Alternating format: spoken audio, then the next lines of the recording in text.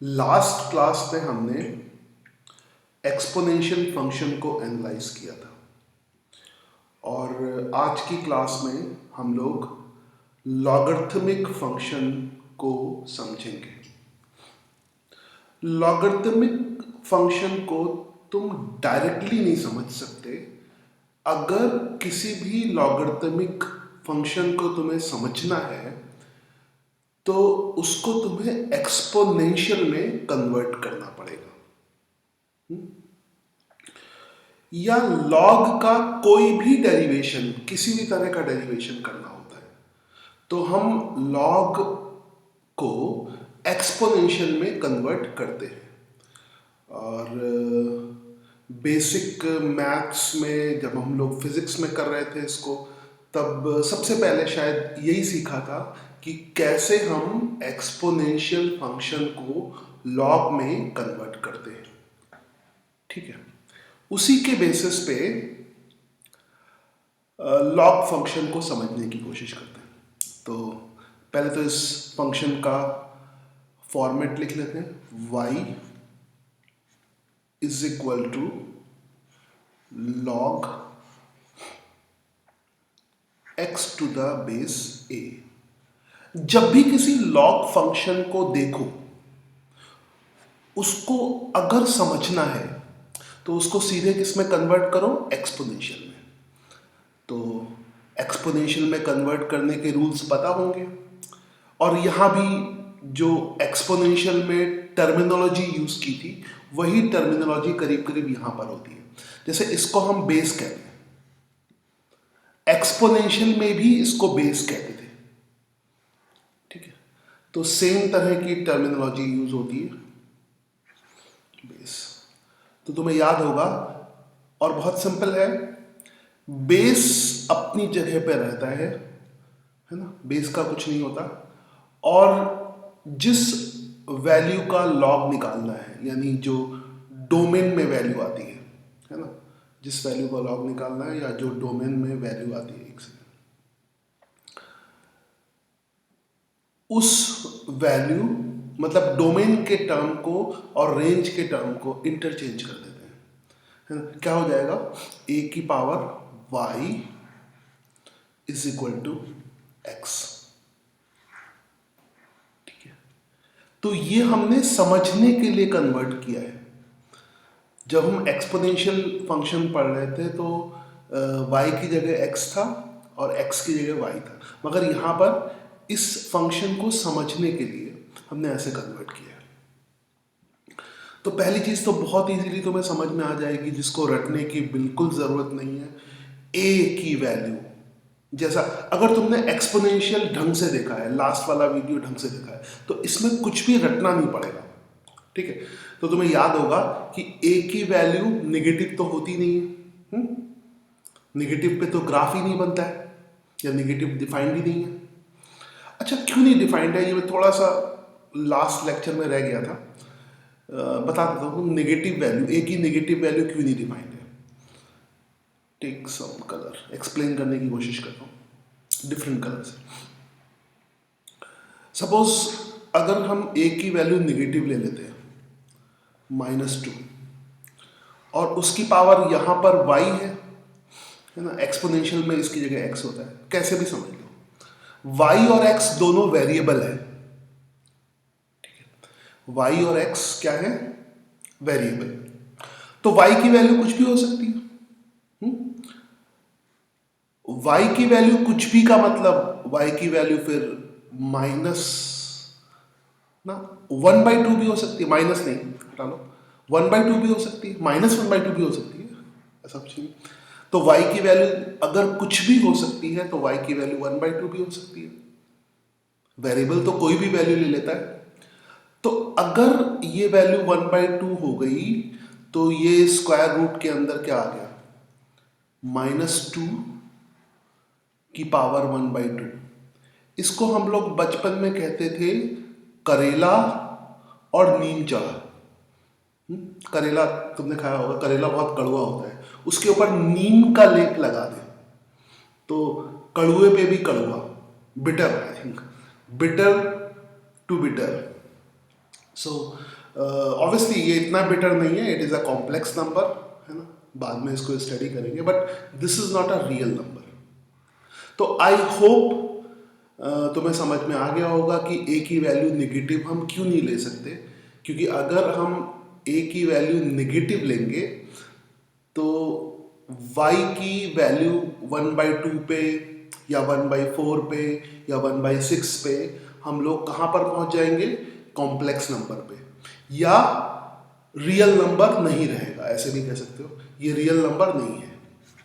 ठीक है, तो आई होप तुम्हें समझ में आ गया होगा कि बेस हम नेगेटिव क्यों नहीं लेते। और ग्राफ बनाने की कोशिश करोगे डेसिमो में तो बनेगा ही नहीं। ठीक है, तो एक तो वही चीज हो गई कि ए की वैल्यू नेगेटिव नहीं हो सकती, तो ए की वैल्यू पॉजिटिव होगी, है ना, ए की वैल्यू पॉजिटिव होगी। तो एक चीज तो हम यही लिखते हैं कि ए की वैल्यू पॉजिटिव होगी, a will be greater then,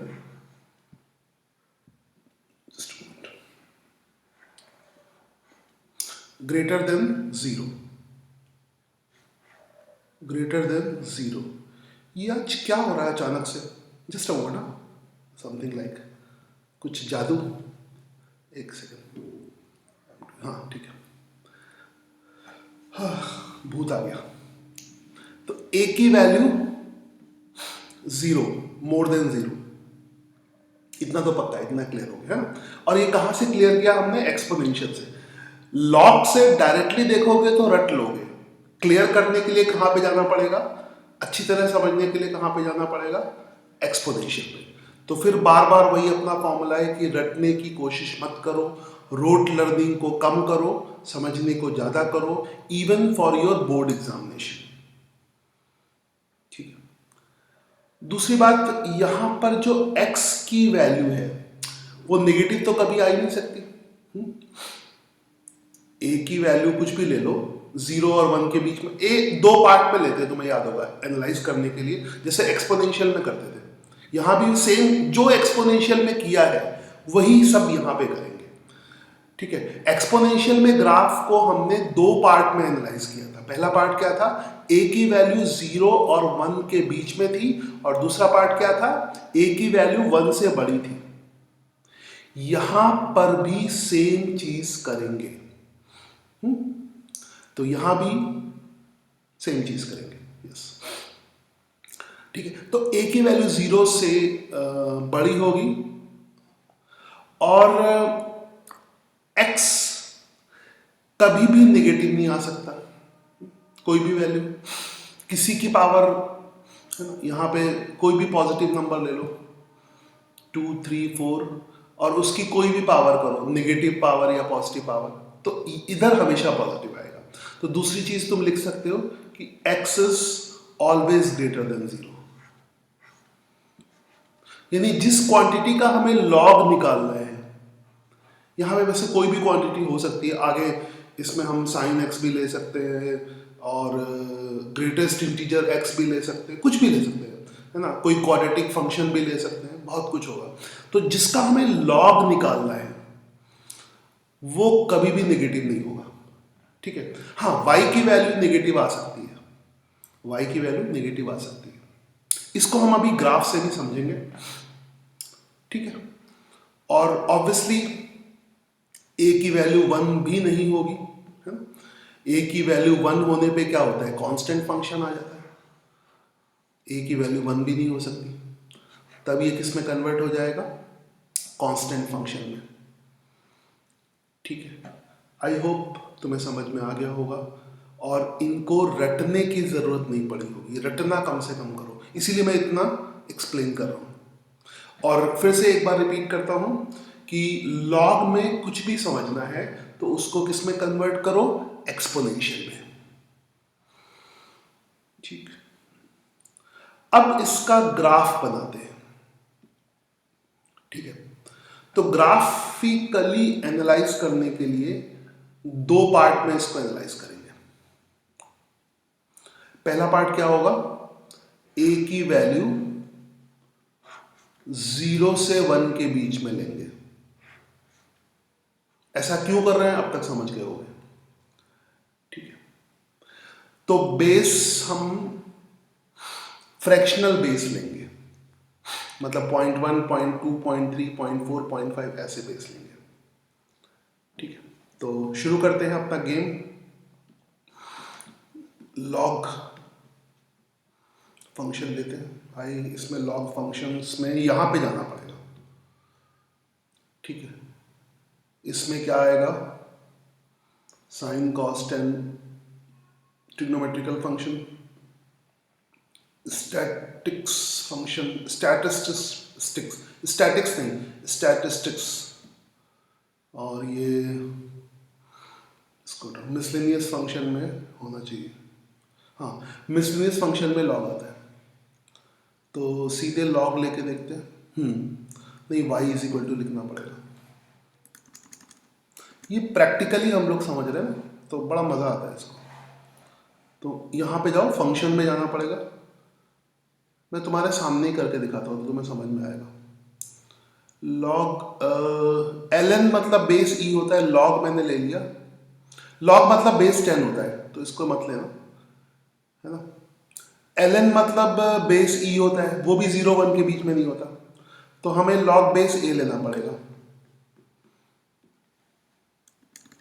2 bar log हो गया। खाली लॉग लिखा है अगर कैलकुलेटर में तो उसका मतलब है बेस 10, और ln लिखा है तो उसका मतलब है बेस e, क्योंकि साइंस में बेस e और बेस 10 बहुत ज़्यादा यूज होता है, और तुम्हारे जो कैलकुलेटर होते हैं वो साइंटिफिक कैलकुलेटर होते हैं, तो साइंस में जो बहुत ज़्यादा यूज होता है उसके लिए स्पेशल सिंबल्स हैं। तो ये लॉग लिखा है तो लॉग बेस 10, और ln है तो बेस e। आई थिंक याद हो गया होगा। ठीक, हमें तो बेस चूज करना है ना, तो यहां पर ऐसे ले लेते हैं।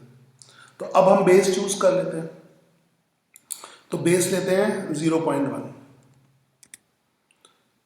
ठीक है, और x ले लो, तो ग्राफ कुछ ऐसा आएगा।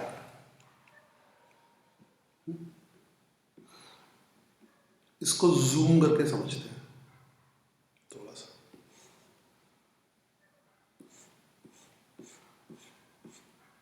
जब बनाते हो ना तो फीलिंग नहीं आती है, अभी फीलिंग आ रही है। चलो इसका एनालिसिस शुरू करते हैं, और कुछ छोटे मोटे क्वेश्चन तो ऐसे ही हो जाएंगे। पहली चीज, इस ग्राफ में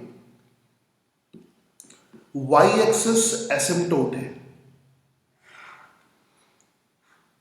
एक्सपोनेंशियल वाले लेक्चर में मैंने एसिम्प्टोट ढंग से क्लियर कर दिया था, फिर से एक बार रिपीट करता हूं। एसिम्प्टोट वो लाइन होती है जिसको ग्राफ टच करने की कोशिश करता है और कभी टच नहीं कर पाता है। तो यहां पर जो y एक्सिस है, y एक्सिस का मतलब x बराबर 0, ये क्या है, एसिम्प्टोट है। इसको भी शॉर्ट में लिखना पड़ेगा, ASMPT, एसिम्प्टोट, इतना सफिशिएंट है। ठीक, तो इसको ये टच करने की कोशिश करेगा मगर कभी टच नहीं कर पाएगा। तो फील कर लो इसको, थोड़ा सा यहाँ भी फील कर लो, जूम करके फील करते जाओ, है ना। तो देखो ऐसा लग रहा है कि ये लाइन वर्टिकल एक्सिस को टच कर रही है, मगर नहीं, जूम करोगे तो गैप दिखाई देगा। ठीक है, तो ये एसिम्प्टोट हो गया।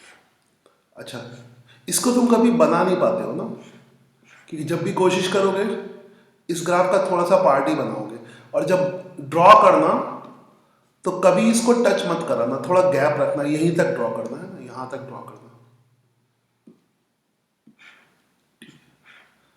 चलो जस्ट अ मोमेंट, एक सेकंड, इसको मिटा लूं पहले। Clear animation now. So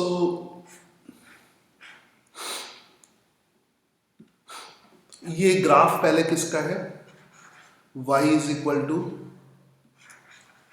log x का है, जहां पर बेस की वैल्यू 0.1 है, जो कि 0 और 1 के बीच में है। ठीक है, पहले इस पॉइंट को एनालाइज करो।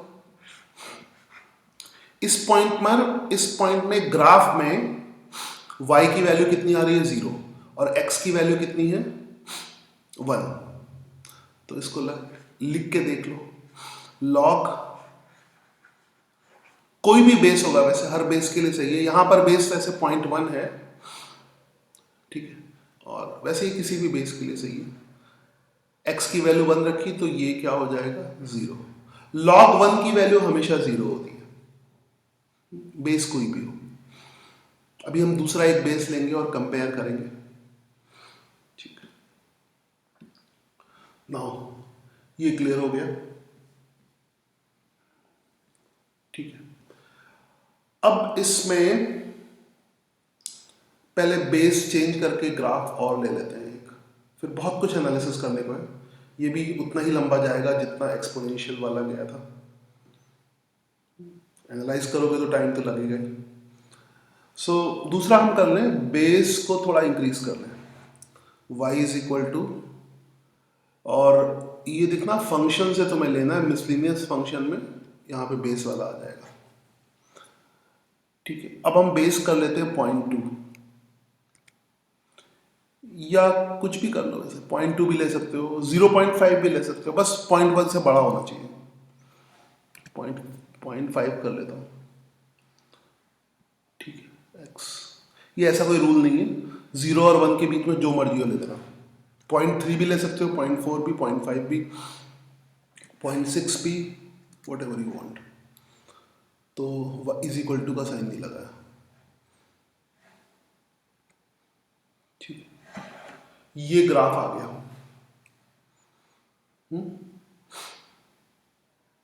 0.5 हो गया, 0.2 भी रख के देख लो थोड़ा, है ना, फील कर लो यहीं पे।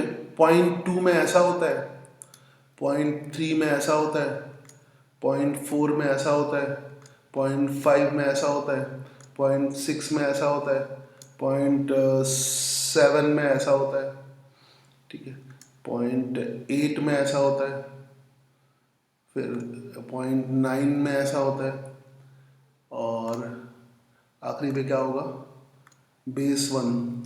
बेस 1 में कुछ नहीं कर पाओगे, ग्राफ ही नहीं आएगा, बेस 1 हो ही नहीं सकता। ठीक है, तो बीच बीच में ये एनालिसिस हो गया। चलो 0.1, 0.2, 0.3 लेता हूँ। 0.3 ऐसा कुछ नहीं है, बस खाली दिखने में थोड़ा छोटा कंपैरिजन में लगेगा, इसलिए ऐसा किया, वरना जो मर्जी हो ले लो, तो फीलिंग आनी चाहिए। तो बेस हमने चेंज कर लिया, 0.1 से 0.3 कर लिया, मगर अभी बेस 0 और 1 के बीच में ही है। तो अगर बेस 0 और 1 के बीच में है तो ग्राफ का शेप ऐसा ही रहेगा, शेप में कोई चेंज नहीं होगा।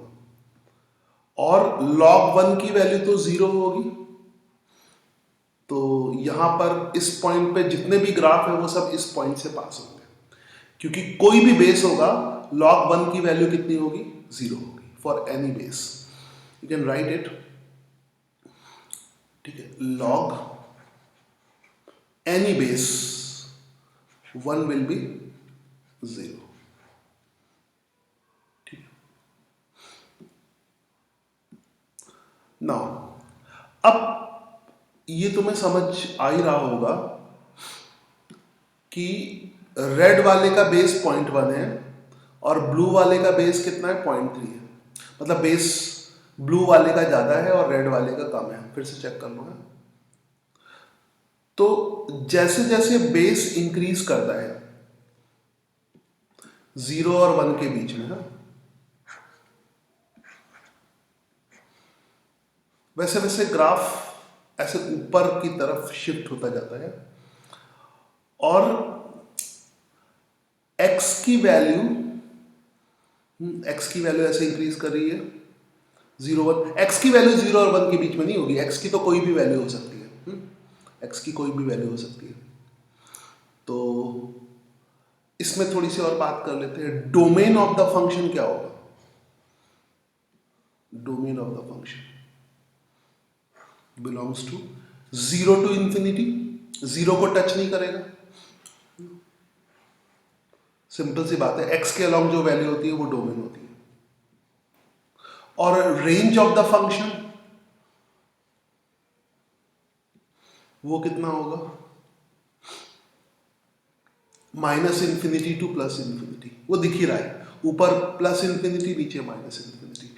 इसमें दिमाग लगाने की जरूरत नहीं है, सिंपल सिंपल चीजें।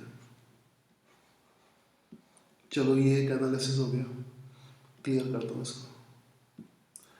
उसके बाद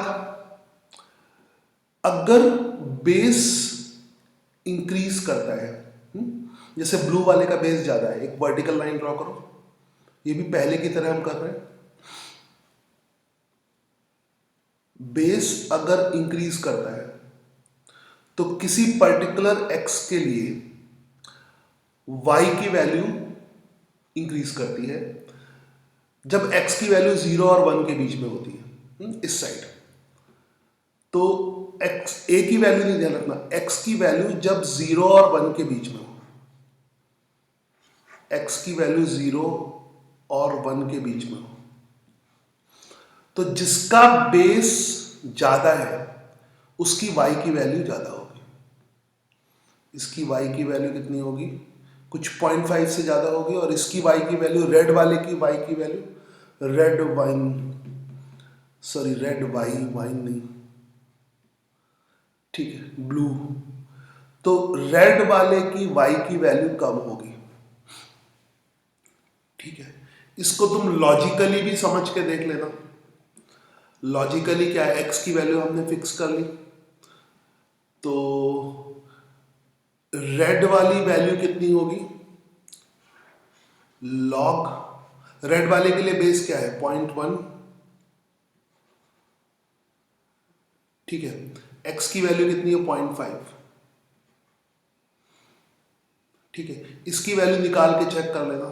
कैसे निकालोगे, इसको तुम उसमें कन्वर्ट कर लो, किसमें, एक्सपोनेंट में कन्वर्ट कर लो तो हो जाएगा, ठीक है, या कैलकुलेटर से निकाल लेना, जो भी है, जो भी वैल्यू आएगी, है ना। तो इसके लिए बट इतना हम कह सकते हैं कि, फिर से चेंज हो गया, क्या हो रहा है, आई डोंट लाइक दिस, एक minute, little bit I colour change, हाँ। सो इसकी जो वैल्यू है वो ब्लू वाले से कम होगी, लेस देन ब्लू वाला। ब्लू वाला कौन सा है, उसका बेस शायद हमने 0.3 लिया था, एक्स की वैल्यू सेम थी 0.5, ठीक है, तो उससे कम होगी। मतलब बेस अगर इंक्रीज करेगा तो x इज इक्वल टू 0 और 1 के बीच में रेड वाला कम होगा, मगर 1 से ऊपर अगर देखोगे तो रेड वाले की, एक तो रेड वाले की वैल्यू और ब्लू वाले की वैल्यू निगेटिव होगी, और रेड वाले की वैल्यू ज्यादा होगी, ठीक है, रेड वाले की वैल्यू ज्यादा होगी, ठीक है। आई होप तुम्हें ये समझ में आ रहा होगा। तो हमें ये भी चेक करना है कि x की वैल्यू 0 और 1 के बीच में है कि नहीं है, वो भी चेक करना है। और तो a की वैल्यू तो यहाँ पे फिक्स है ना, दो इसके, रेड के लिए 0.1 है और ब्लू के लिए कितनी है, 0.3 है, मगर फिर उसके बाद भी हमें देखना है कि x की वैल्यू 0 से 1 के बीच में अलग बिहेवियर होता है, और 1 टू इंफिनिटी अलग बिहेवियर होता है।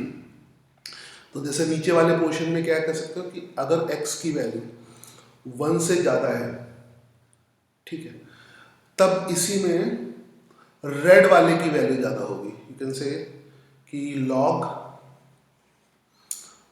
है ना, रेड वाला, यहाँ पे कुछ वैल्यू दिख रही है ना 1.5 से 2 के बीच में, मैं कुछ ले लेता हूँ 1.5, 1.6, 1.7, 1.8, 1.8, तो बेस तो वही है।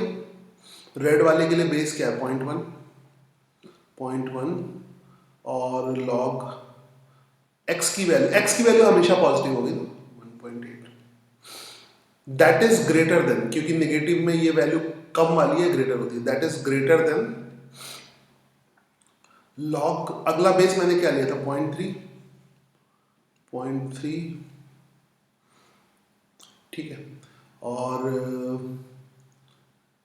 यहाँ भी 1.8 तो अभी जो कम बेस वाला है उसकी वैल्यू ज़्यादा होगी किसी पर्टिकुलर एक्स पे, किसी भी पर्टिकुलर एक्स पे चेक कर सकते हो, जरूरी नहीं कि यहाँ पे एक्स भी लिख सकते हो, ये तो मैंने एक वैल्यू के लिए ऐसे चेक करके बताया, यू कैन टेक एनीथिंग, ठीक है। हाँ, मगर एक्स की वैल्यू किस रीजन में वो डिसाइड करनी पड़ेगी। देखो जब भी एनालाइज करते हो तो बहुत टाइम लगता है, रट्टा लगाने में बिल्कुल टाइम नहीं लगेगा, और जेई के लिए एनालिसिस चाहिए, समझ आई बात।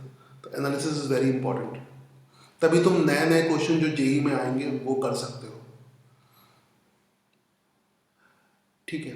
लॉग एक्स, ओके, हाँ एक्स की वैल्यू ग्रेटर देन 1 है, तो अगर एक्स की वैल्यू ग्रेटर देन 1 है तो जिसका छोटा बेस होगा उसकी वैल्यू बड़े बेस वाले से ज्यादा होगी, और जब x की वैल्यू 0 और 1 के बीच में है तब जिसका बड़ा बेस होगा उसकी वैल्यू बड़ी होगी, ठीक है। आई थिंक एनालिसिस समझ रहे होगे। दूसरी बात ये भी है कि ये एनालिसिस सिर्फ तब सही है जब a की वैल्यू 0 और 1 के बीच में है, क्योंकि ये ग्राफ तो उसी का है, ठीक है। तो ग्राफ सबसे ज्यादा इंपॉर्टेंट है, जब तक तुम्हें ठीक ग्राफ नहीं आता है तब तक तुम बहुत सारे डीप क्वेश्चन के आंसर नहीं दे सकते हो, ठीक है। तो बहुत सारे जो इन डेप्थ क्वेश्चन है उनके आंसर देने के लिए तुम्हें ग्राफ को समझना पड़ेगा, ठीक है। तो x की वैल्यू कहाँ से कहाँ तक बोलता है ये सब बहुत इंपॉर्टेंट है। चलो आई थिंक सारा कुछ एनालाइज हो गया, क्लियर कर देता हूँ, ठीक है। चलो नेक्स्ट कंसेप्ट है जब बेस a की वैल्यू 1 से ज्यादा हो,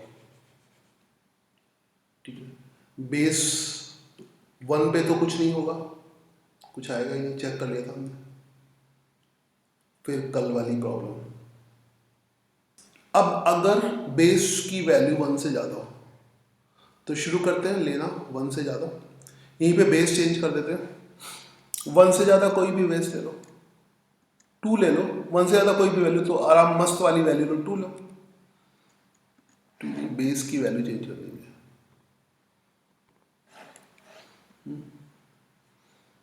फिर से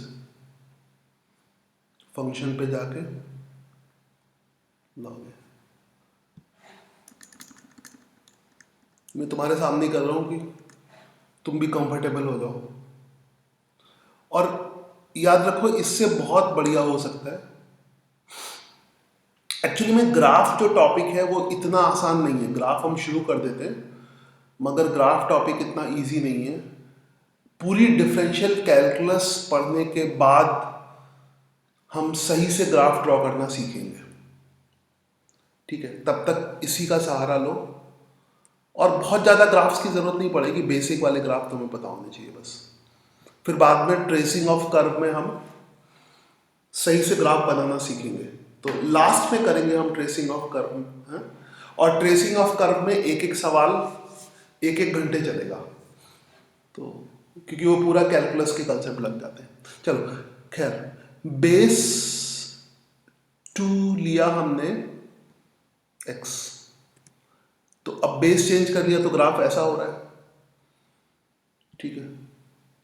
रेड वाला, ब्लू वाला ग्राफ कैसा हो जाएगा, यहां भी बेस 3 कर लूं, इसी को चेंज कर लेता हूं, बेस 3 कर लिया, हाँ।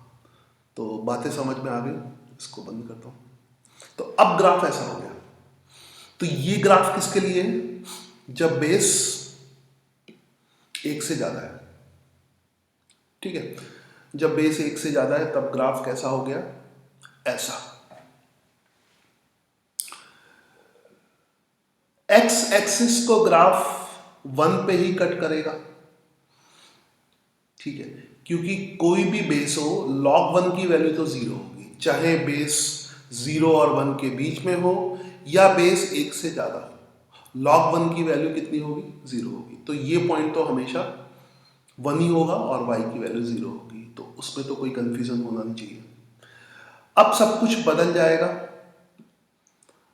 ठीक है, सब कुछ क्या बदल जाएगा? क्या डोमेन बदलेगा? है ना, डोमेन जैसा पहले था वैसे ही डोमेन रहेगा, क्योंकि पहला ऐसे था अब ऐसे हो गया, तो डोमेन तो नहीं बदलेगा। डोमेन ऑफ द फंक्शन तो सेम ही रहेगा। Domain of the function you can write 0 to infinity।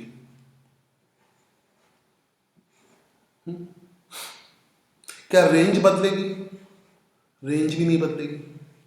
Range of the function मतलब कोई भी बेस हो, रेंज ऑफ द फंक्शन पहले कैसा था, अभी अभी याद होगा ना, पहले ऐसा था तो रेंज तो उतनी आ रही थी, तो रेंज ऑफ द फंक्शन नहीं चेंज होगी, वो minus infinity two plus infinity होगी। तो डोमेन और रेंज तो नहीं बदलेंगे, ठीक है। फिर क्या बदलेगा? फिर बदलेगा कंपैरिजन, ठीक है। कैसे बदलेगा? अभी जो इसमें ध्यान से तो देखना, जिसका बेस ज्यादा है, ब्लू वाले का बेस ज्यादा है, वो नीचे आ रहा है, ठीक है, और जिसका बेस कम है वो ऊपर है।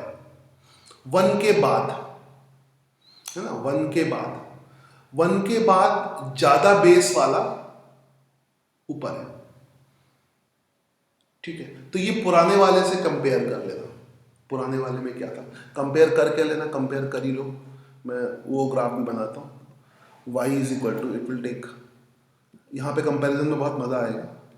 तो मैं बिल्कुल भी इस चीज़ की केयर नहीं कर रहा हूँ कि कितना टाइम लग रहा है, आई डोंट केयर, बस समझ में आना चाहिए।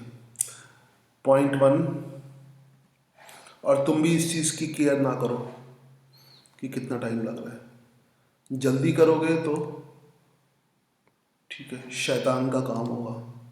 एक बार ढंग से एनालाइज कर लो, तभी तुम नए नए क्वेश्चन कर सकते हो, है ना।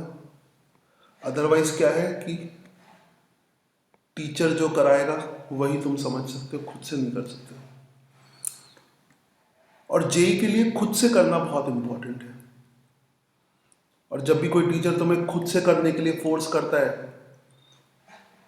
तब तुम्हारी हालत खराब होती है और तुम्हें वो टीचर बुरा लगता है, ठीक है। तुम ऐसे टीचर को लाइक करते हो जो खुद फिर कर लोगे, मतलब ये नहीं चाहता मैं बोलूँ, हाँ, तुम ऐसे टीचर को लाइक करते हो जो खुद सब कुछ करता रहे और तुमसे कुछ ना करवाए, और तुम्हें एक स्यूडो फीलिंग आ जाए कि तुम सब कुछ हो। मगर ये स्यूडो फीलिंग जब एग्ज़ाम होगा तब तुमसे बदला लेगी, तब कहेगी अब कहाँ है तुम्हारा मास्टर, अब तो तुझे खुद करना पड़ेगा, और फिर तुम मुंह छुपा के भाग आओगे कि सर हमने तो कुछ किया नहीं ज़िंदगी भर, हमारे टीचर ने ही सारे आईआईटी के सवाल सॉल्व किए थे, हम तो खाली बैठे देखते रहे, हमने तो इजी सवाल भी सॉल्व नहीं किए। यार, I am doing online, just a moment, हाँ, सॉरी फॉर दिस इंटरप्शन। लॉग, तुम भी ऐसे करोगे तो कभी कभी होगा। Again I am typing 2 time of, एक second, I don't want to pause it.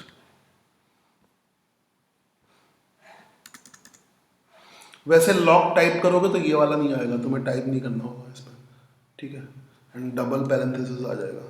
Take care of few things. तो लॉग पॉइंट 1,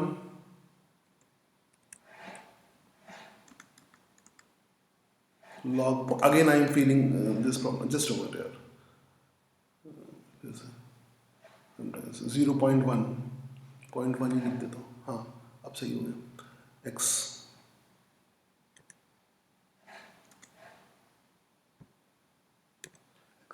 ओके, तो ये ग्राफ हो गया।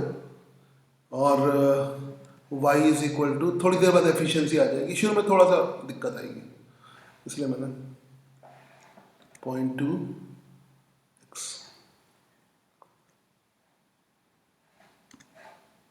सिली मिस्टेक्स x ये हो गया। चलो तो अब पूरी चीज़ें हो गई। तो log 2 वाला हो गया, ये जो रेड वाला है वो log 2 वाला है, log 3 यहाँ पे इज इक्वल टू नहीं लगा, सो log 2 log 3 log 0.1 log 0.1 दो बार बता दिया, ठीक है। log 0.2 या 0.2 एक ही बात है, ठीक है।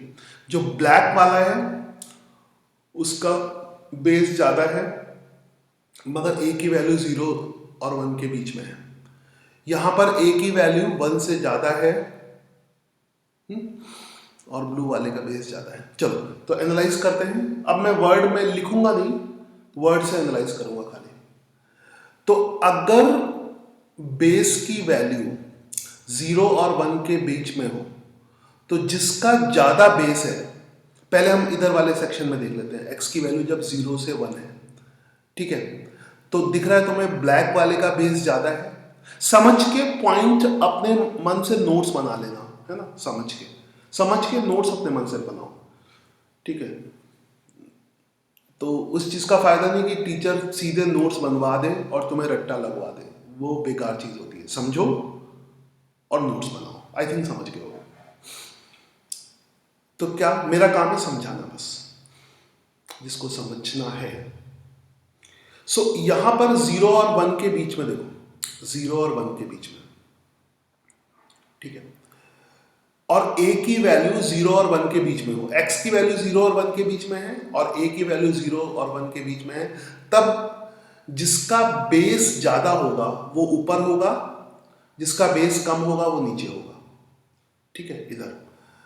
और इस साइड उल्टा हो जाएगा, इस साइड उल्टा हो जाएगा, है ना। जिसका बेस कम है वो ऊपर आ जाएगा और जिसका बेस ज्यादा है वो नीचे हो जाएगा, ठीक है। अब इसमें देखते हैं। तो अभी हम पहले इधर इधर कंपेयर करते हैं, इधर इधर, है ना, इन दोनों को कंपेयर करते हैं। 0 और 1 के बीच में क्या था, जिसका बेस ज्यादा था वो ऊपर था। इसमें क्या है, यहां पर किसका बेस ज्यादा है, यहां पर रेड वाले का नहीं, ब्लू वाले का बेस ज्यादा है। यहां भी वही चीज है, जिसका बेस ज्यादा है वो ऊपर है, जिसका बेस ज्यादा है वो ऊपर है। तो 0 और 1 के बीच में बेस की वैल्यू कुछ भी हो, जिसका बेस ज्यादा है वो ऊपर होगा, ठीक है। तो यू कैन से ब्लू वाले का बेस ज्यादा होगा और यहां पर किसका बेस ज्यादा है, ब्लैक वाले का बेस ज्यादा है,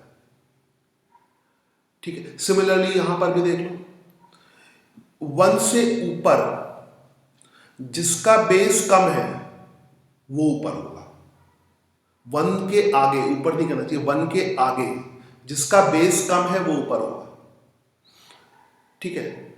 जिसका बेस कम है वो ऊपर होगा। बस ग्राफ के शेप अलग अलग होंगे। इसमें यहां पे देखो, ग्रीन का बेस कम है वो ऊपर है, तो अगर a की वैल्यू 0 और 1 के बीच में है तो जो 1 से आगे वाला सेक्शन है वो नीचे की तरफ होगा और 1 से आगे वाला सेक्शन उस केस में ऊपर की तरफ होगा, ठीक है। तो ये मैंने कंपैरिजन एनालिसिस कर दिया। इतना समझने के बाद आई थिंक तुम इसमें 5 और 6 पॉइंट तो बना ही सकते हो, तो वो पॉइंट बना के लिख लो और ऐसे ग्राफ बना के एनालिसिस करो। फ्रीक्वेंटली ग्राफ्स को यूज करो और क्वेश्चन सॉल्व करने में बहुत हेल्प मिलेगी। तो आई थिंक तुम्हें समझ में आ गया होगा, ठीक है। अब मैं जो पुराने वाले ग्राफ है उनको गायब कर देता हूँ, इसको हटा देता हूँ जो पहले एनालिसिस कर चुका हूँ, जो इसको, ठीक है। इसको एक बार फाइनली फिर वही 40 मिनट होने जा रहा है, तो क्वेश्चन तो नेक्स्ट उसमें ही लेंगे, मगर क्वेश्चन करने से पहले इनको बहुत अच्छी तरह समझ डालो, बना बना के इधर उधर की चीज़ें जो भी तुम्हें समझ में आए वो सब यहाँ से एनालाइज करके पॉइंट्स लिख लो और उसको याद करो। अपने मन से बहुत सारे पॉइंट्स बना सकते हो, ठीक है, कोई फिक्स पॉइंट नहीं है। रटाना होता तो मैं तुम्हें फिक्स पॉइंट बताता, मगर अपने मन से बनाओ, जो नई चीज़ देखो लिख लो, ठीक है। तो ये जो ग्राफ है वो किसका है, जब बेस की वैल्यू 1 से ज़्यादा है, ठीक है। डोमेन और रेंज में तो कोई फर्क नहीं पड़ेगा, डोमेन और रेंज तो वैसे ही होगा, बस, है ना। किसका ग्राफ है, बस y is equal to log x to the base a का, ठीक है। अब इसके नेक्स्ट क्लास में लॉग वाले क्वेश्चंस और पुराने कंसेप्ट के जो क्वेश्चंस है वो लेंगे। तो इस लेक्चर के बाद मैं कुछ क्वेश्चंस तुम्हें पोस्ट करूंगा। ऐसा नहीं होगा कि कोई भी क्वेश्चन ऐसे दे दिया कुछ भी, मतलब एक ही टाइप के तुम 50 क्वेश्चन करो, उससे फायदा नहीं। जेई में क्या होता है, मेंस में, एडवांस में बेटर रहेगा कि अलग अलग टाइप के क्वेश्चन करो और थोड़े से डिफिकल्ट क्वेश्चन करो। इजी वाले क्वेश्चन करने से कुछ भी नहीं होगा, है ना। तो मैं कुछ क्वेश्चन सेंड करूंगा, 4-5 क्वेश्चन। अगर तुम्हें लगता है कि तुम उसको कर सकते हो तो सोल्यूशन पोस्ट कर सकते हो, ठीक है। हाँ, तो आता होगा तो पोस्ट कर दोगे, अदरवाइज हम नेक्स्ट वीडियो में डिस्कस करेंगे। चलो।